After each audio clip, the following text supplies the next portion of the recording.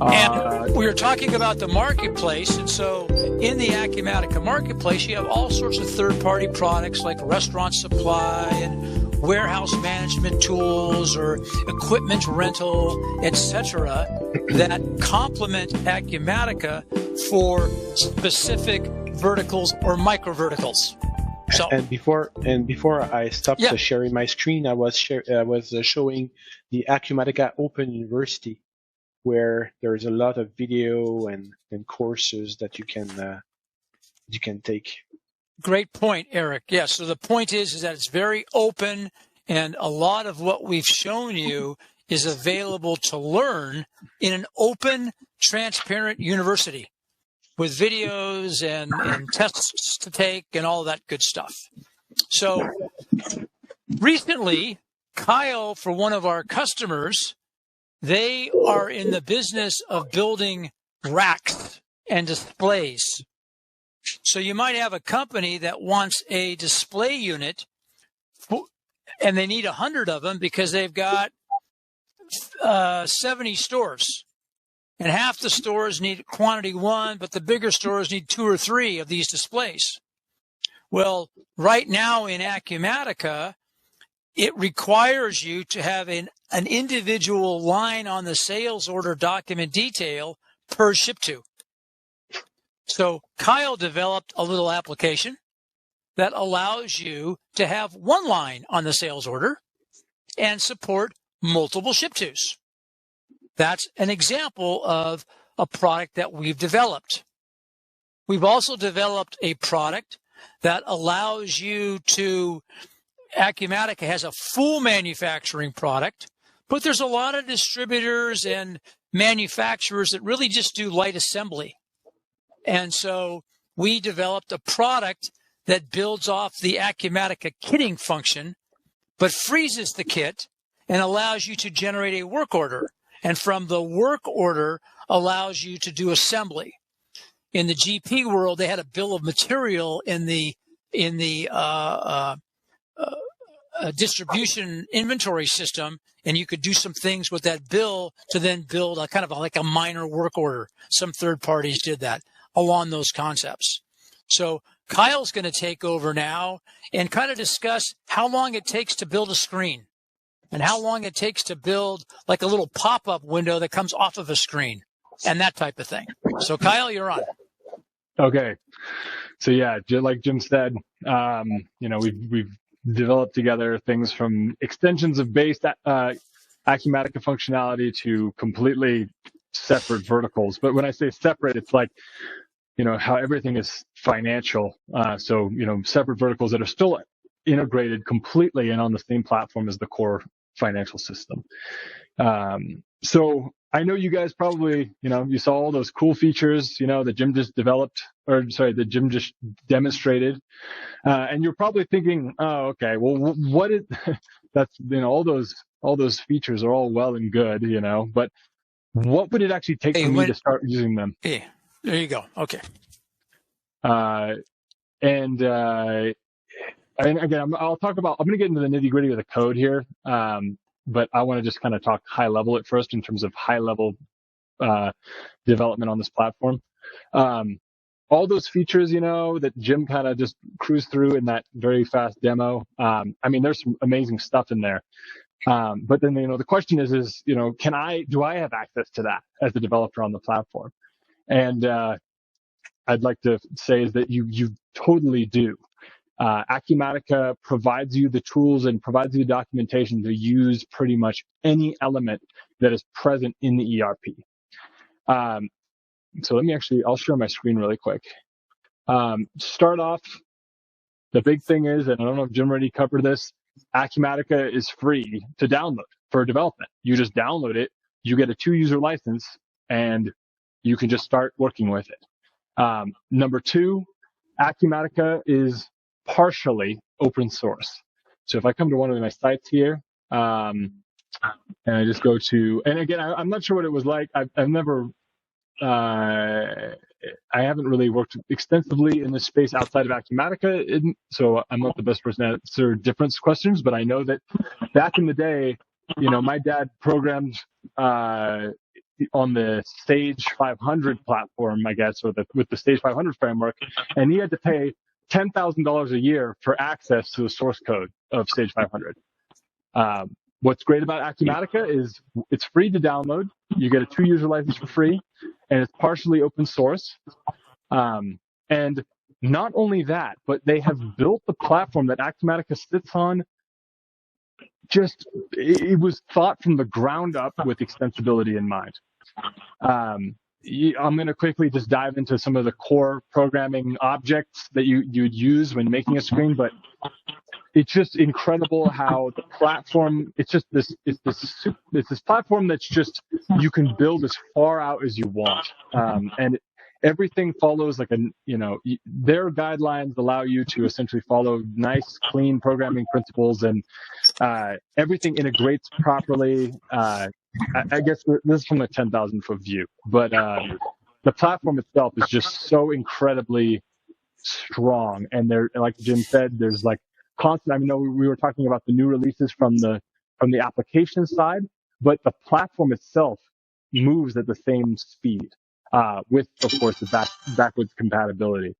Right now, it runs off of .NET Framework, ASP.NET, now the quote unquote old framework.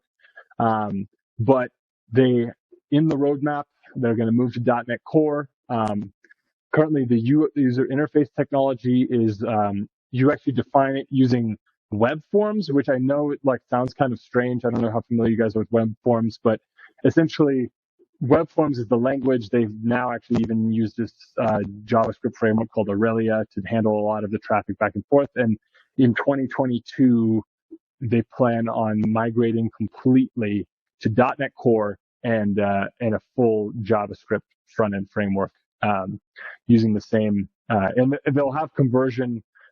They'll have conversion tools between the two. I was talking to them at the conference last week. So don't worry. I mean, you can start working, and then essentially just the UI, all the business logic objects will remain the same, and then the UI will then move to definition in JavaScript or TypeScript. But anyway, so I want to just walk through a few elements in the Acumatica platform. So the first thing that I want to start with is the DAC. So there's the data access layer in Acumatica, and we call it the objects that are in the data access layer, we call them DACs, or data access classes. So these are just or maybe not even one-to-one, but they represent access to the data. I know this is, I had to take a step back there, but they can be a one-to-one relationship between a SQL table and a data access class. So it's simply just like, hey, select from this table, and pull the data back. They handle sort of some simple user interface configuration. So, for example, this is the definition of a single field. This is the name. This is the database, essentially, configuration. So it's a 15-character varchar 15. I want to use a selector on the user interface, and I want to select against this table. And then I want it to have it is a user interface field, and this is its display name. So what's nice is this just, you don't have to define this in the user interface. This is just defined on the DAC, and this travels wherever you use this table in the system. This field will be called bond sale auto number. And I've only, explained step one. I mean, this is the simple one-to-one. One of the things that I really enjoy with this platform is that you can actually set up inheritance between SQL tables. So you could have the vehicle table, and you could have the car table, which extends the vehicle table. And now SQL doesn't have inheritance, but, C# does. So what you can do is you can actually inherit, and then what will happen is the platform will automatically join the base table, like vehicle, and join in the extension table.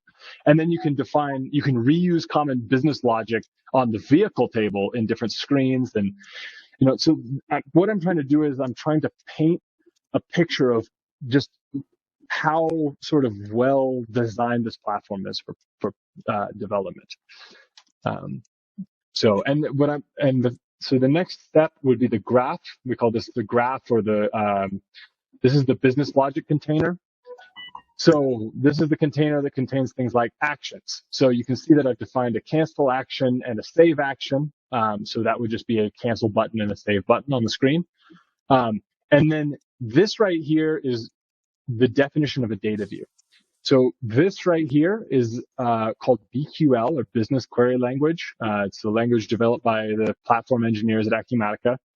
And it's a way to essentially define a data view. So it handles three things. It handles SQL generation for the insert, update, delete, and select against the database table. It handles the caching. So obviously you have the data in the database, but you need to cache some of that data so you have access to it a little bit faster and you don't have to make a round trip to the database every single time.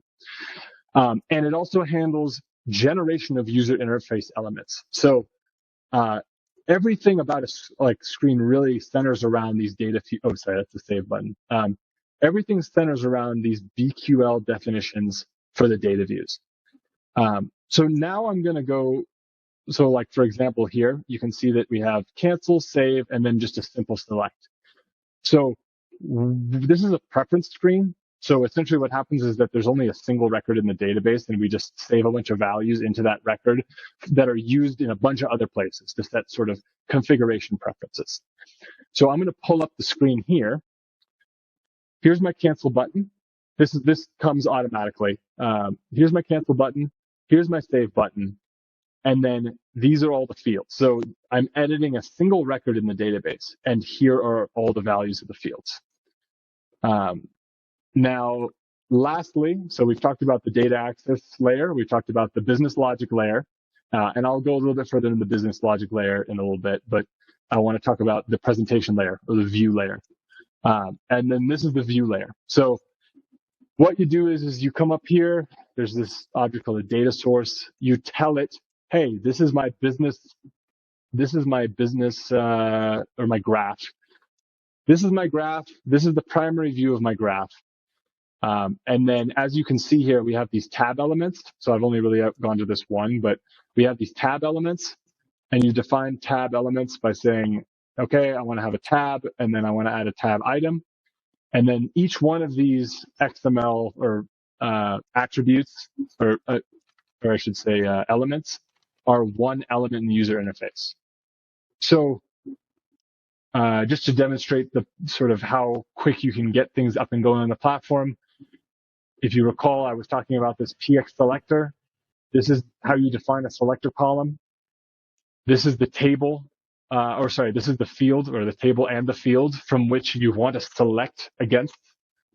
And then in the user interface, we use a PX selector, and then we tell it, hey, use field bond sale auto number. So if you recall, bond sale auto number, I tell it we're going to make a data view of this table, which is CIS setup. And then lastly, you tell it, okay, in the user interface, put a selector here and pull from bond sale auto number. And this is going to fail because the session is, I'm logged off. So let me log back in here. And as you can see, like that, with 3 lines of code, we have a selector that will pull data and create a foreign key reference from another table. So a table, something like, okay, so let me take another step back, and I'm actually just going to open up another screen. So this is what we call a preferences screen. So this is something that's set up once by a consultant and then never touched again, or unless the configuration needs to change. This would be something like an entry screen. So an entry screen is, something like we're entering data into the system. So you can see that we have a bunch more actions up here. Here's our cancel and save button from before, which are defined by these two lines of code. In fact, we don't even need to define them in the presentation layer because the platform automatically finds them and creates buttons. And then we also have add new record and delete record. And then we have some navigation buttons. So you can, navigate from one record to another. And all these are just defined with just fields where, PX cancel, PX save, PX next. You're going to see a lot of times on this platform. So PX It's their prefix. It's Acumatica's sort of platform prefix. It stands for Project X because that's what they called it back in the day. So anything with PX is the platform object. But as you can see here, we can make something like an entry screen, and all of these, this automatic navigation, this iteration through a data view. You can see here's the key field, 10, 11, 12, 13. I'm navigating through a collection of data here. That is all defined with this single call to px select this table, and then the definition of the actions that we want to interact with the records with. So px cancel, px save, px next, px last, px delete, px insert. All of the those are the sort of standard definition actions up here. As you can see, we also have some custom actions up here, and those are defined. Do I actually have a custom action in this graph? I don't think I do. Those are also defined with essentially just the equivalent px action, and then you define a delegate for what fires when you want to click the button. So Acumatica, like I said, they have these data views. So the px select is what essentially brings records to the user interface, but behind the scenes, it also handles caching. So it pulls a record from the database, which is its sort of like base point, and then it keeps track of updates, inserts, deletes. Again, this is all handled by the platform. But what's important is that you can hook up into these cache events. So the way that business logic is implemented in Acumatica is through cache events. So as you can see here, we have the events.row deleting. So row deleting is an event that fires before the record has been deleted from the cache. So as you can see here, I'm performing a little bit of validation. If this is a system row, cancel the event stack and throw an exception and say, no, get me out of here. We can't delete this. If we update a row, so row updated, you can see that if we update a row, then what we can do is we just perform some data modification on the row that has been updated. Row persisting. So this is an event that fires right before the cache persists the record. So you can see there's the ing and the ed events. So there's the ing events that you can hook up to that happen before the cache recognizes the change, and then there's the ed events which you can hook up to, which fire off after the change has been, or after the persistence, or after the change has occurred in the cache. Let's see what else we have. Yeah, so I guess, I could go on and on and on. I don't know how detailed you guys really want to get in right now, but to give you some time, once you're up and running with the platform, it takes you all of 2 hours to create a screen like this. An hour. The definition of the Sql table, definition of the data access class, definition of the graph, and definition of the presentation. It's just it's like digging with a backhoe instead of a shovel. And I think that's not new to you guys who have used these platforms and these other platforms. But I think what's really important is the openness of the Acumatica platform, and also the fact that it is just it's incredibly extensible. So I'm actually going to quickly touch on another thing. So this would be a definition of a screen that is brand new. You're creating something from nothing. You want to just add a screen to the application. You want it to save to a database or to a database table that you've created and added to the application. And that's all well and good, but you're probably wondering, how do we extend something that already exists? So what Acumatica has is it has something called a graph extension and a cache extension. So let's go in and actually, I'm going to pull up what I had with multi-ship. So this is what Jim was talking about. So let's go to source and then SO. And then, okay, so let's just open up this. So, okay, so hold on. This is not a good one. Here we go. This is the easier one. Okay, so right here I have this this class that I've created, and it inherits from pxgraph extension. So what pxgraph extensions are they're essentially objects that sort of follow a decorator pattern that sit on top of graphs. So what's really nice is Acumatica you don't need to you tell it, hey, I'm extending SO shipment entry. But what's great is that you put this code in, you build it into a DLL, or you can put it into runtime code, and the application will automatically parse through your code, look for all your graph extensions and all your DAC extensions, and automatically combine them up into the application.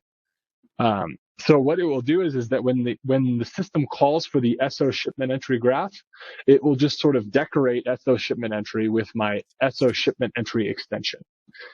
So the big things that I'm doing here are I'm actually, so what's really nice is that even though, if you'll notice, I'm not inheriting from SO shipment entry, I'm inheriting from a graph extension of SO shipment entry, but the platform allows me to override methods in the base graph.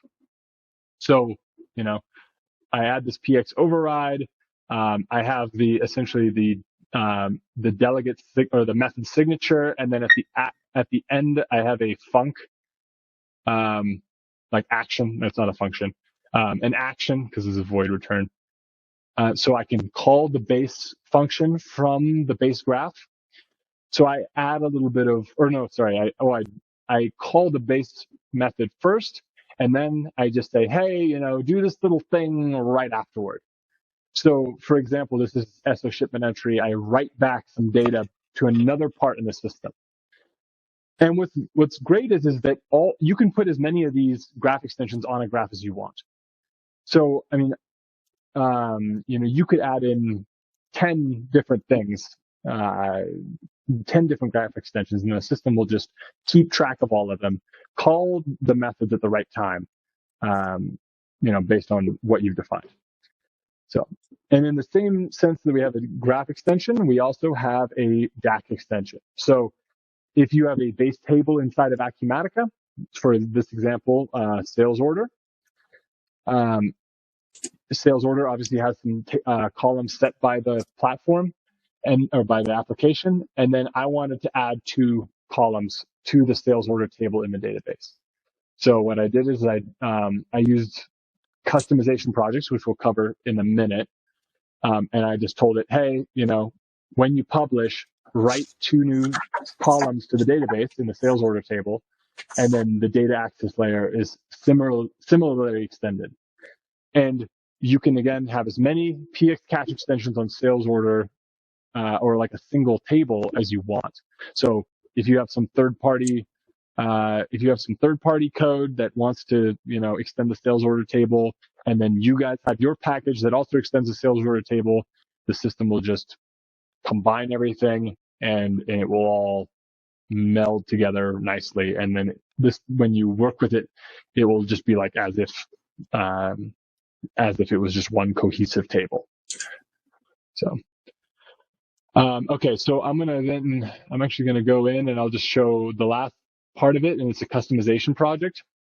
So a customization project is what holds all of this together, and it's the way that you deploy things into the application. So I'm going to come over here really quick, and let me just open up the one for multi-ship. So you can see that here we have modifications to 2 screens.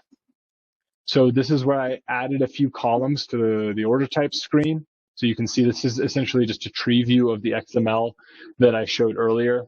So you can see that I added somewhere here, I don't know, one of these. I added a few columns in one of these groups somewhere. And then additionally, I added some tabs onto the sales order screen. Then there is a files menu where if you need to package up some third-party libraries that Acumatica doesn't have shipped with the application. This is a library that I built. So this is what contains my graph extensions and DAC extensions. If you have reports that you want to go along, I mean, if you want to have reports that you've created that go along with your sort of module that you've developed, those come along as well nicely. Sitemap entries, this is how routing is handled in Acumatica. So if you have routing definitions and work like places they show up in the user interface, that comes here. Database scripts, which are like, hey, if you want to add a completely custom table, you can see here, you say, hey, we have a custom table schema on my local instance. It will turn that into XML. And then when you publish that on another system, it will then deploy those database changes. Or if you just want to add columns to existing tables, those would also go here. And what's great is that the customization platform allows you to essentially just turn these customizations on and off on demand. Not that really the thing is like when it comes to upgrades, you just package it up, repoint the DLLs, and then at the new references for the new version, and then the upgrade, and then essentially you can just publish it. A lot of again, my only previous experience with this is, working with Sage 500, where it was like literally, okay, we have the edited source code, and then we have the upgraded source code, and we had to copy and paste all of our changes back and forth. So I guess maybe that's not as exciting, but yeah, it's just nice that you can publish and unpublish these little sort of deployment packages from one application to the next. So, all right, well, that's the 10,000-foot view of programming and customizing the Acumatica ERP. I don't know. I did go through that very quickly. I don't know if you guys have any questions that you'd like to go in a little deeper on something, or if you have any comments. Thank you very much, Kyle.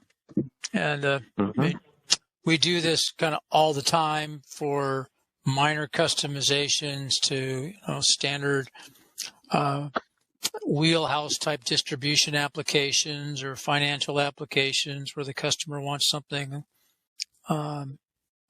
unique to them, to doing these kind of minor add-ons like a multi-ship for a line, or a more sophisticated light manufacturing, which is thousands and thousands of lines of code. And we have other examples of that type of thing that we've developed. And when we upgrade our customers, like Kyle just mentioned, you do it in the SaaS environment. You kind of unplug all the customizations. Acumatica gives you a upgrade sandbox. They upgrade the core package from version X to X+1.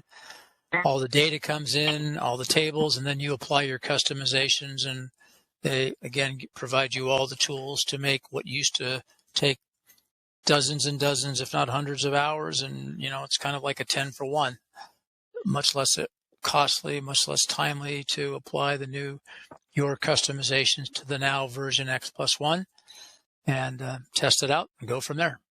So, any questions? And I can turn off the recording. I'll leave it on, Jim. This okay. is Gary. First of all, for those of you on the East Coast, I appreciate you staying late. It's about 6 o'clock there, and you're probably getting hungry for dinner. But 3 real quick things. One is just a comment for everybody. Basically, I researched online, and there is a GP migration to Acumatica under AcuConvert. And so if you want to Google AcuConvert, you can probably pick that up at some later time.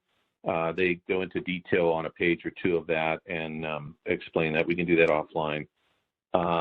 Next is this download, this 2-user free copy that Kyle spoke about. It would be nice, Jim, if we had a link or a web link, or find out how to, where to go to get that. All right. I'll post in the chat right now. All right. And then after that, does that include the programming language? Like we're Microsoft guys, okay, and we're trying to look at Business Central with AL and all this other garbage. We're dexterity programmers for many years, but I remember seeing when we were there, Jim, we were in that one seminar, that there's certain tools and stuff that you need. Can we download those tools for free as well? I don't even remember what they're called. To do what he just did. I mean, is there? Yeah, that comes with the package. Yeah. So essentially what you do is the way, I guess I didn't talk about how you hook in. What you do is you install the you install the application, and then what you do is you just go into Visual Studio and you create an extension library. Or it's not, sorry, they call it an extension library, Acumatica, just a library, a DLL, like a C# DLL. And then you add a reference. Actually, here, why don't I just pull this up real quick and you guys can see how this is set up. While you're doing that, I just want to comment that Alex is on the call. He's my son. He's been working with us for several years now, and he's been doing extensions in AL. And we were doing that this morning for Business Central or 365, which is a little cumbersome. It does save the data. It does do some stuff, but we have no idea where the hell the data went. I mean, it works, but, we're newbies when it comes to a lot of this extensions and stuff. So we're following you, at the 30,000 foot level. You'll lose us at 28,000 feet, though, at some point. Jim, the final question, and I'm going to get back on mute so he can show his thing. Report writers is, when we're in the Microsoft realm, and Kyle, just stand ready for 1 second. The report writers that were built in allowed you to do like trucking reports and that. And then they had a separate report writer like FRX or management reporter for financials that Greg Fields would probably be interested in because he does a lot of financial work for general ledger, balance sheets, income statements.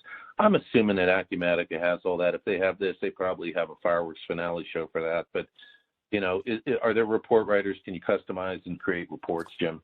The answer is yes. That was my final question. Yeah. And you have a report writer specifically for balance sheet and income statement, like most systems do, and then you have a report writer for, the basic invoices and purchase orders, etc. Then you've got the ability, like I mentioned, to go out to Excel, and then there's other tools that provide for that type of functionality, but on steroids. And there's at some later point, Jim, maybe Greg Fields, that's on the call, would want to see the financial report writer. Greg, I don't know if you're still I'm still here. Or not. Yeah, definitely. I'm sure that was near and dear to your heart. Yeah, we can do that. If you want to get with Jim, take that to a later because it's running late for everybody, and I don't want to keep anybody longer because I've got somewhere to be as well. But maybe you can get together with Jim, Carol, Greg, and you guys can look at it. All right. That was my questions. Take off, Kyle. Show us what you got. Okay, hold on, I'll share again. Okay, so Visual Studio. What we have is the this is a C# library project. It's the only thing in the solution. Well, I guess I usually add the website as well because then it's just easier to manage things. But then you referenced a couple Acumatica DLLs. And essentially what you're doing is you're using objects that exist in these four or these three Acumatica DLLs. And all those objects that I was like, oh yeah, you inherit from, PX graph and blah, blah, blah. That's just all DLLs that exist inside of the installed application. And then you use tools from there. So there's no third-party tool to install per se. There's no third-party or there's no tool to install. It's just you install the application, you reference the DLLs in the application, and then what I do is that I just wrote a little MS Build script. So essentially, when I build the DLL, it automatically just copies it into the bin directory of the application. And as soon as you copy this sort of DLL that you're developing into the bin directory, the application immediately stops and then restarts and then takes your code and integrates it into the application. So it's all kind of automatic. Once again, saving you time.